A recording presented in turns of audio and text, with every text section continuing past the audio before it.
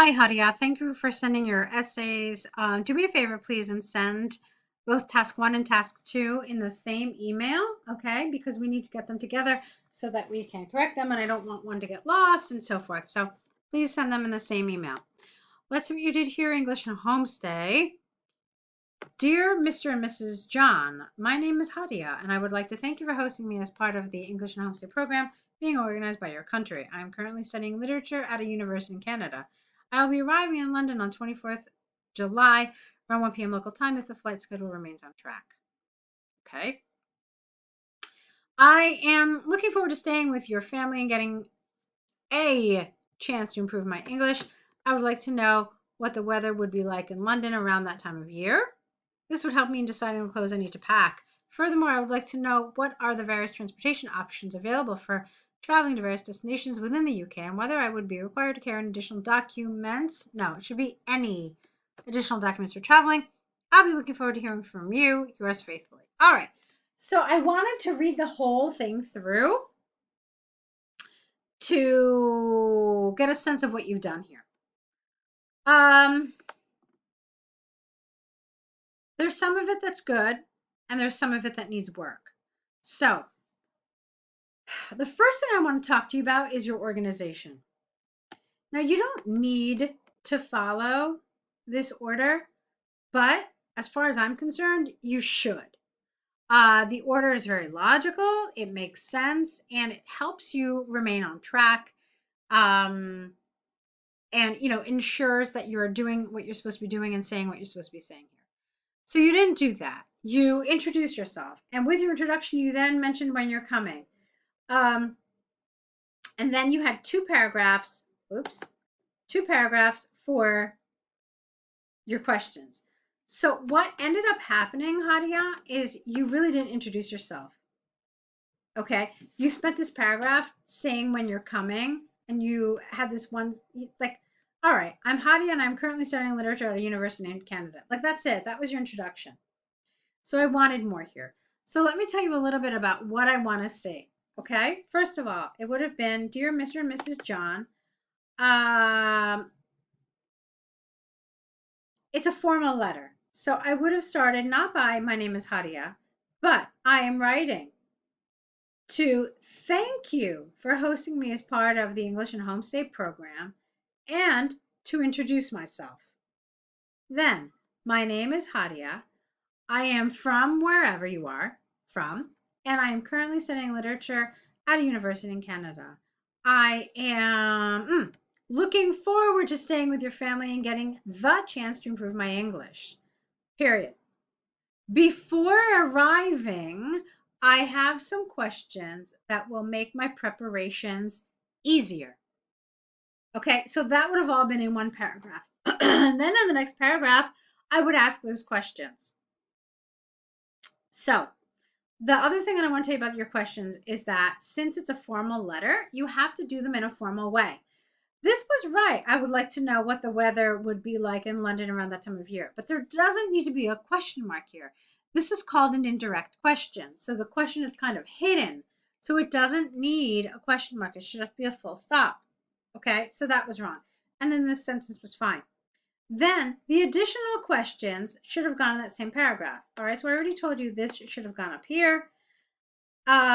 This should have gone, like, these two paragraphs should have been united. I would like to know what the various transportation options available for traveling different, and whether again, no question mark required. It's an indirect question, which is exactly what you need to do. So no question mark. Then in your next paragraph, you do this. So then it should have been, I will be arriving in London on the 24th, etc., etc., etc. And then how are you planning to get to the house? Are you going to ask them to pick you up? Are you going to take the tube? Are you going to, hire a taxi? What are you going to do? So that is the last thing that you should say before closing. Okay. I'm looking forward to meeting you and your family soon. It's supposed to be formal, so you really shouldn't use any contractions, but that's fine. And then the last thing is you know their name, Mr. and Mrs. John. So you should not have written here yours faithfully. It should have been yours sincerely. Okay? It's a convention of letter writing. So there's good things, but you have to work on your organization a little bit more and some of your punctuation. All right, so let's take a look at your task 2. All right, so here we've got staying in the same job or switching. Let's see what you wrote. Experts throughout both developing and developed worlds have long debated on whether employees should switch jobs once in their careers or continue in the same job until the end of the career. Some experts are of the view that employees could benefit from here switching jobs at least once, and I support this opinion. Below, we will discuss both opinions using supportive data from various examples to clearly elaborate both views. Why? Why are you going to talk about both views? It's not clear because you said, I support this opinion. They could benefit. So if that's the case, and they've asked you to what extent do you agree or disagree, all you've told me is that you agree, and then after that, you tell me you're going to discuss both sides. So that doesn't make sense.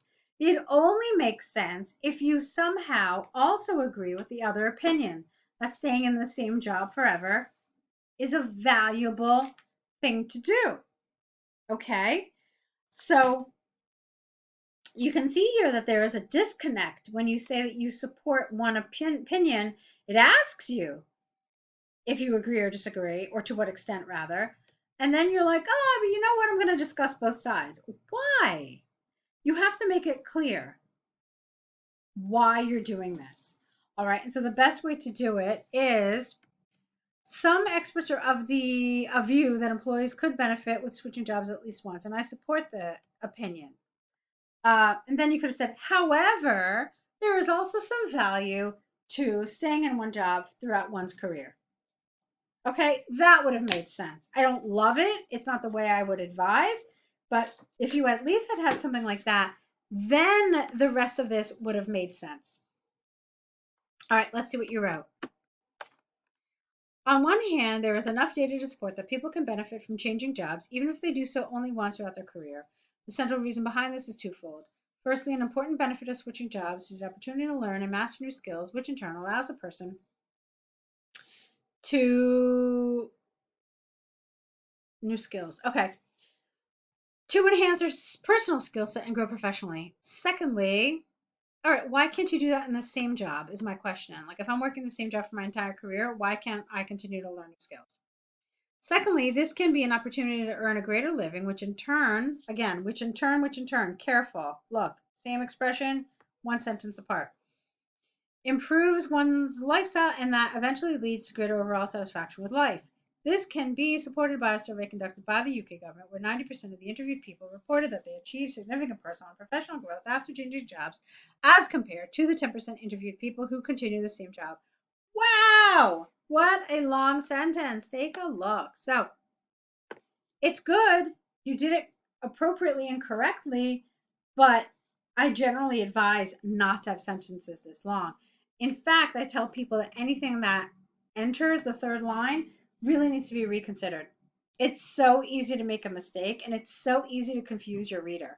Even if the sentence is absolutely correct, it still becomes very long and very unwieldy. Okay? So avoid sentences that are this long. I would have broken this in half. Okay?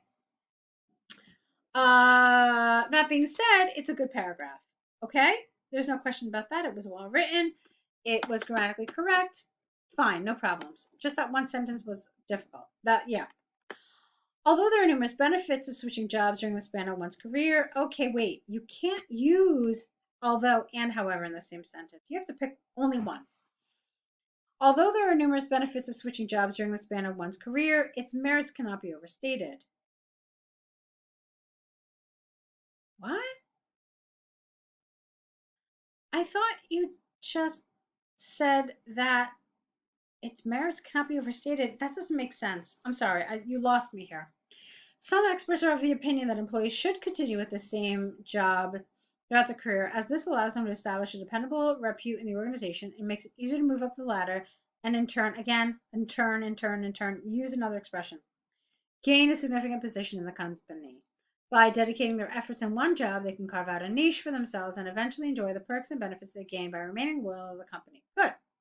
Some people are of the belief with an F, not a VE, that they can achieve greater growth if they work in an environment which is both familiar and comfortable. This can be supported by a workplace satisfaction survey conducted by the Oxford University, capital O, capital U, where 85% of the people who continued working for the same company their entire career reported general overall satisfaction compared to the 15% of people who switched their jobs. Take a look. Again, it's one of these 4-line sentences. Was it correct? Yes, it was. Can you break it down a little bit into other pieces and maybe make it a little smaller, more manageable? That would be advisable.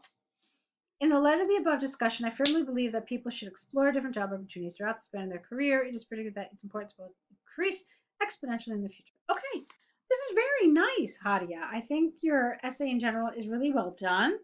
I think you're on the right track. There are just some little things that I want you to work on, okay? So keep those things in mind.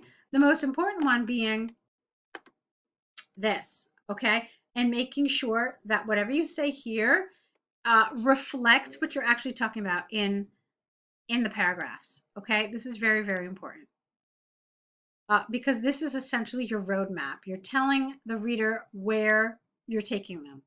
And that's really, really important, okay? So make sure that it's accurate.